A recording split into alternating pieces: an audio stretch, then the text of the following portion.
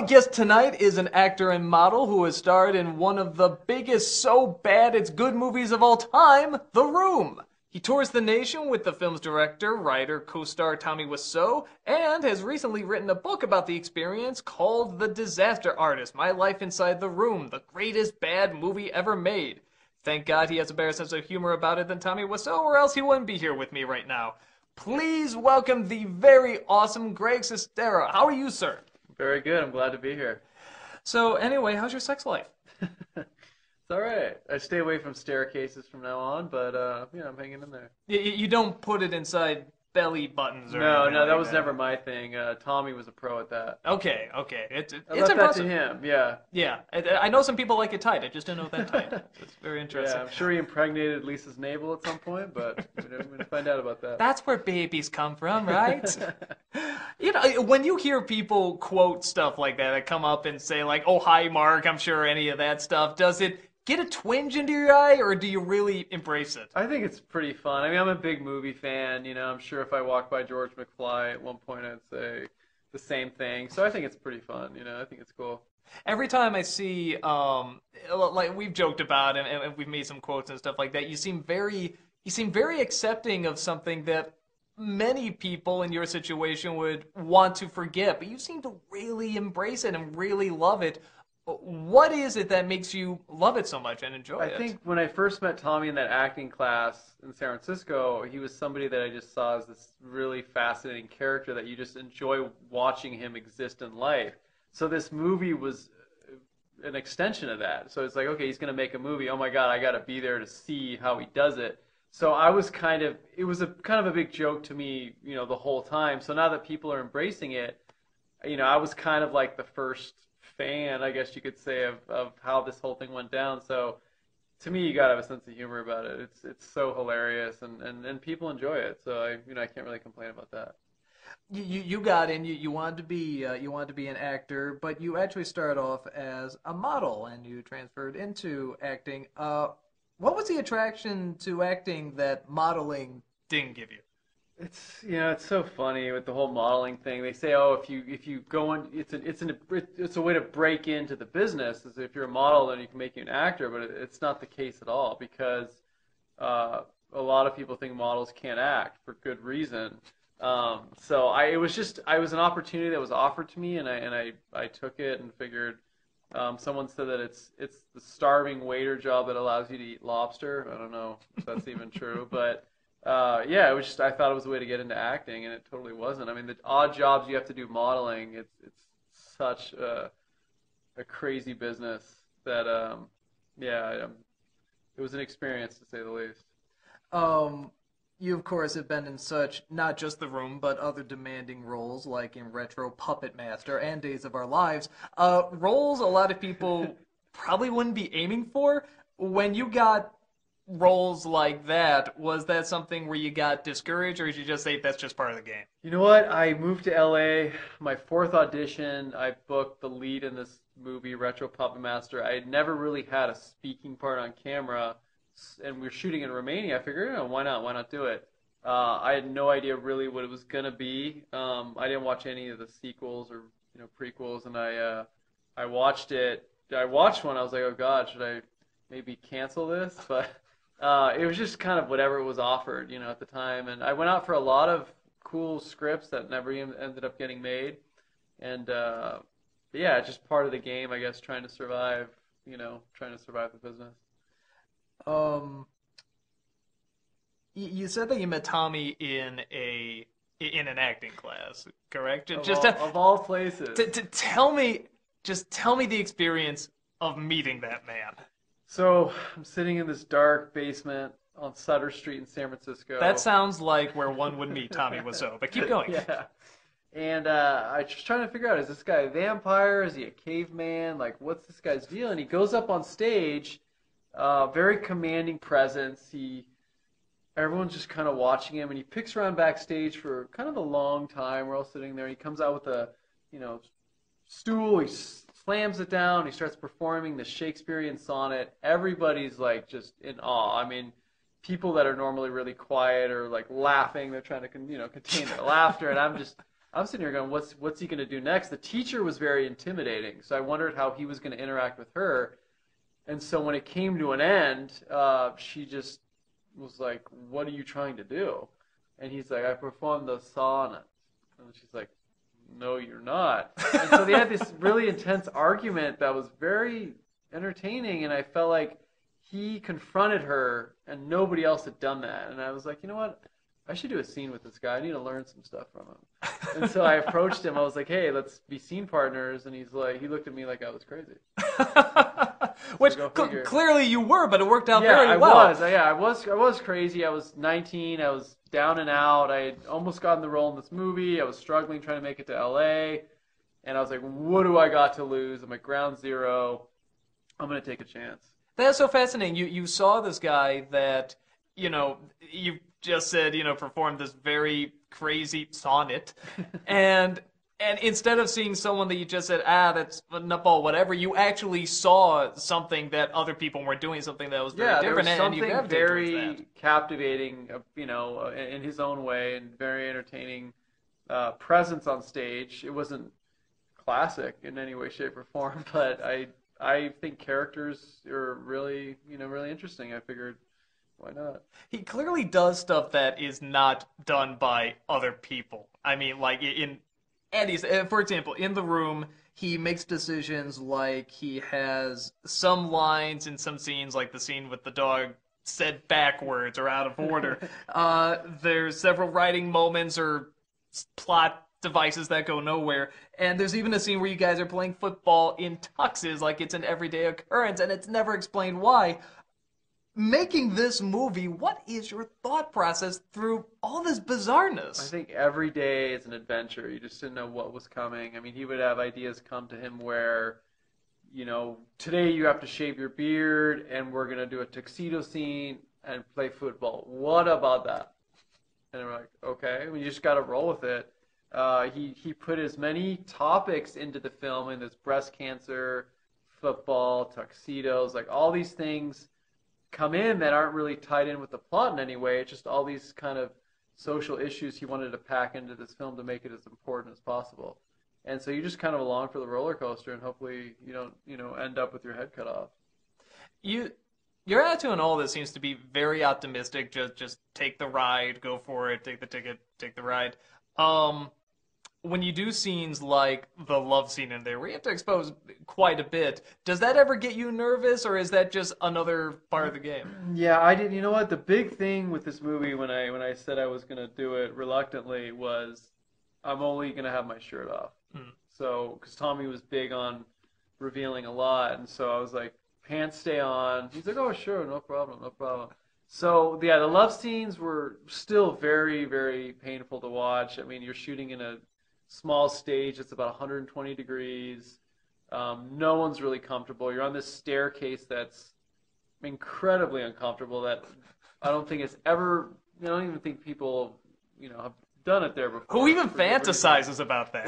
There's nothing appealing about it. I mean, if you just head a little ways up, there's a bed right up the stairs. I mean, it's obviously too much of a jar. Yeah, and you can get caught if you're sitting right there on the staircase. The door opens. There's no excuses you can make. So the whole thing was just kind of awkward, and it really looks that way on screen. I mean, it's the part when the movie comes on where I just bolt for the exit. Now, fast forward. I will disagree a little bit that there's no excuse, because if you were to say, why would we be making love on a staircase, a lot of people would say, I don't know, I have nothing that can validate that. So I disagree a little bit with that. So maybe it was actually smarter than we're giving Tommy credit for. That's true. Or maybe I think Mark was just so overcome with passion for Lisa that he just couldn't wait to have her. Yeah, she was just too beautiful. Totally possible. Obviously, you had this fascinating relationship with Tommy Wiseau. You seem to have a good friendship, but you're definitely not below throwing a few punches here and there, or at the very least, just acknowledging what you see about this guy. Just in general, how would you describe your relationship with him? Because it does seem very unique, but also it seems like you will throw the jokes in, but it's still very loving. Yeah, it's definitely, I have a lot of appreciation and in some ways admiration for Tommy for sticking through this whole process for this many years and making the project he wanted to make. I do see it as for what it is. It's just a very bizarre cinematic experience, and I think that's nothing to take away from anything that Tommy tried to do or accomplished. I think it's just fun in the culture of movies to, treat this film for what it is. And but yeah, I think especially with the book, it was important for me to be as honest as possible about what my experience was like, and also be respectful towards what Tommy's privacy and what he would want. Has Tommy read the book? He's read parts of it. He said, "I support 50%." Is 50% all he's read, or is 50% all he likes? That's a good question. I'm waiting for the other shoe to drop. Wonder what he's going to say.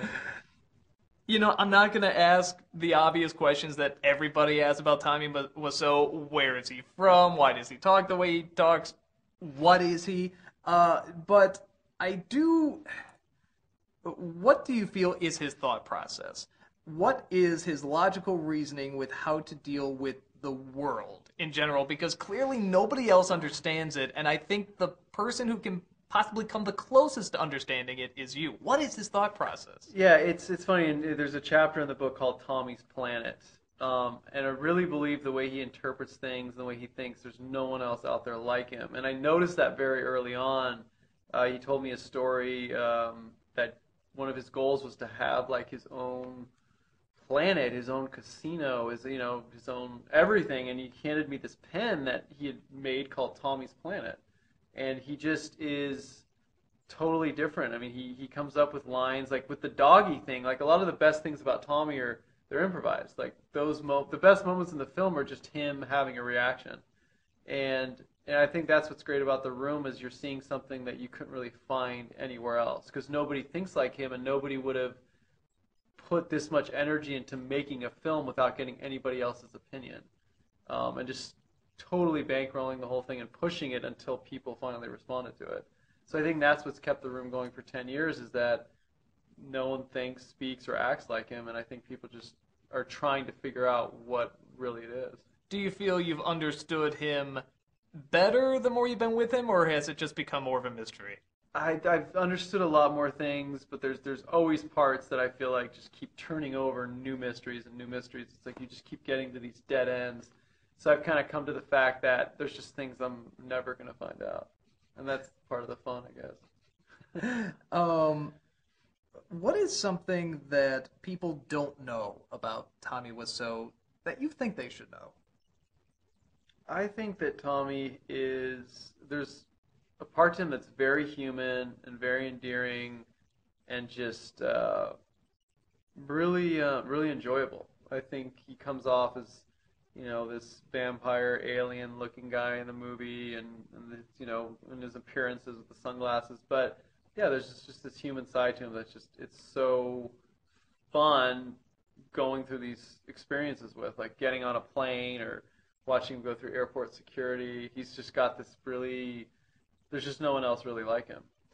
And what is something about you that people don't know that you think they should know?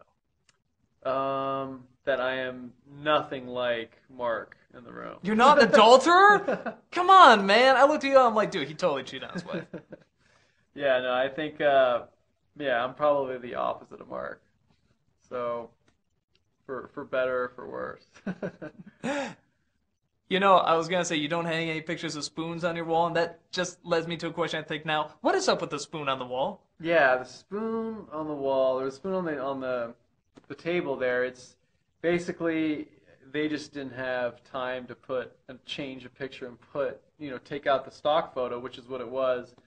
They were trying to get a picture of Johnny and Lisa in there, which would have made sense that they have framed pictures of their couple on the table, but Tommy's like, we don't have time, so they just left this framed picture of a spoon in there. So that stock photographer should be pretty happy that all these screenings, all over, having inspired these volleys of plastic spoons. Oh, if only you remember like the photographer it was from, we could do a plug for it just right now. Know, if you want pictures of and people like business would go booming for that, like just that spoon, like that picture of somebody tight, just that Oh, A picture of a spoon. You never thought it would have inspired that. it'll turn to like this great kitsch art, like the dogs playing poker and stuff like that. So Yeah. everyone had this picture of a spoon. It's like, you don't get it. Yeah. So, when we had his name. Maybe we'll get in the future. Yeah. Maybe we'll put a He'll link come under forward it. and be like, I took that picture. Yes.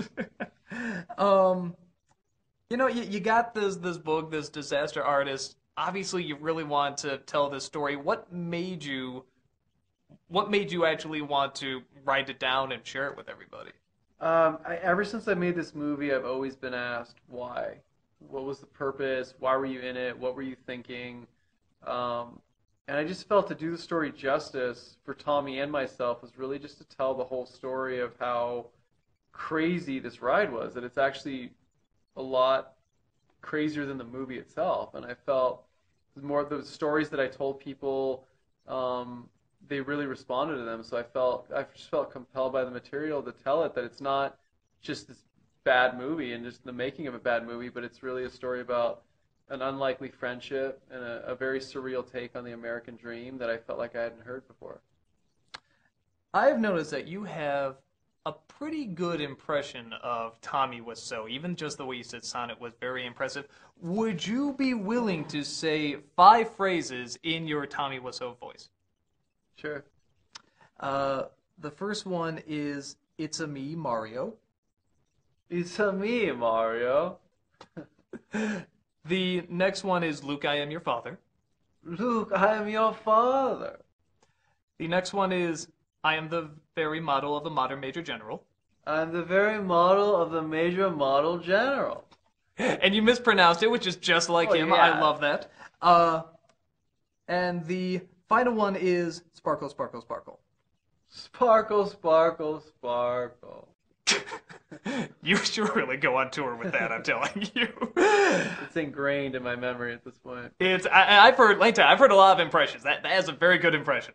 So you've gone through, you've found success being both a writer and an actor in a very unusual, strange, totally different way. For other people looking to just get recognition or recognize any of that as either an actor or a writer or both, what would you recommend for them? It's really weird. It's the things that you least expect to come out that do. I mean, with The Room, I didn't expect anything from it. I'd worked on things, auditioned for movies that thought would go somewhere, and it was The Room that people really responded to. So I don't know. I've never been into quote unquote bad movies. I didn't even know there was a market for them.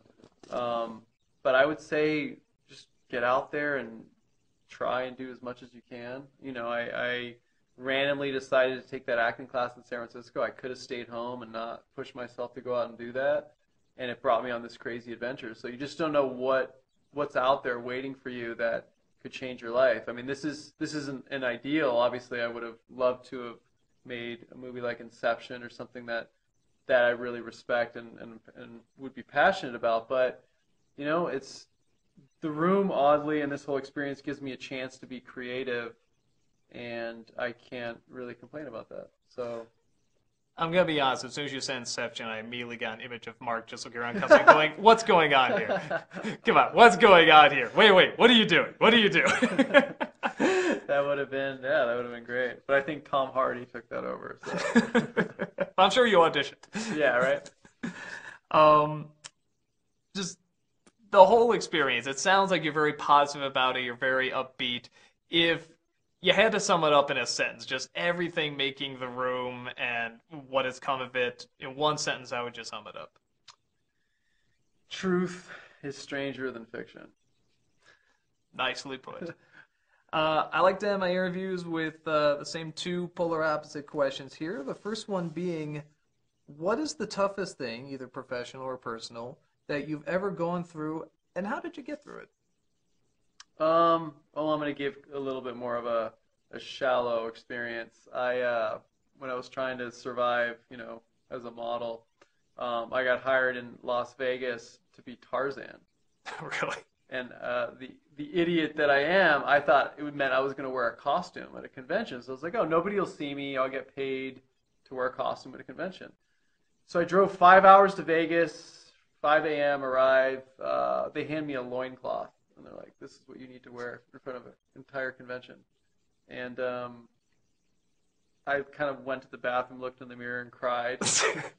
And it was like, am I going to do this or am I going to head back? So I manned up and I wore a loincloth at a convention for 2 days. 2 days?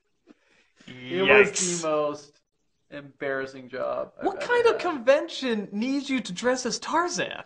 It was like a food convention. Food convention? Where like the company, the Tarzan company, the owners of the Tarzan brand were starting energy bars. So they needed a Tarzan to be there to sell them or to at least inspire them. And I just got eye-rolled the entire time and asked if I was like a dancer from Thunder Down Under. I'm like, no, I'm just trying to survive here and get this paycheck and get out of town. So it was, I kept the loincloth just to remind me, don't end up here. So it was pretty brutal.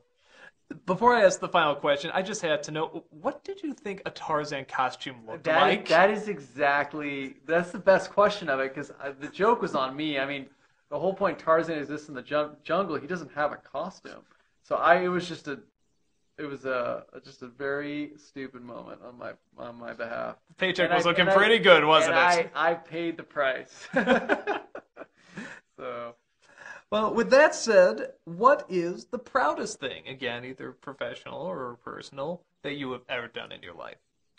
I'd say a big highlight was, I'm a huge Star Wars fan, who isn't, but when The Room showed at the Ziegfeld Theater in 2010, it sold out, the entire theater, and I had overheard somebody say that was the first time that had happened since the re-release of Star Wars.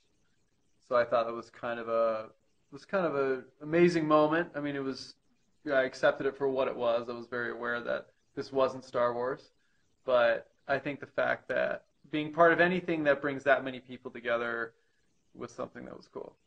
It is very, very cool. The book, again, is The Disaster Artist. It is sold where all good books are sold, and bad books as well, I'm sure. But it is an awesome book. Go check it out. My guest was Greg Sestero.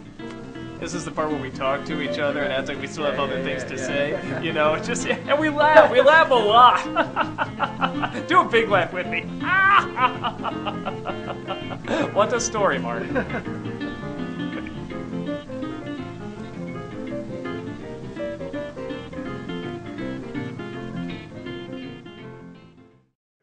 Yeah, good. Look good? Yeah, good. Awesome.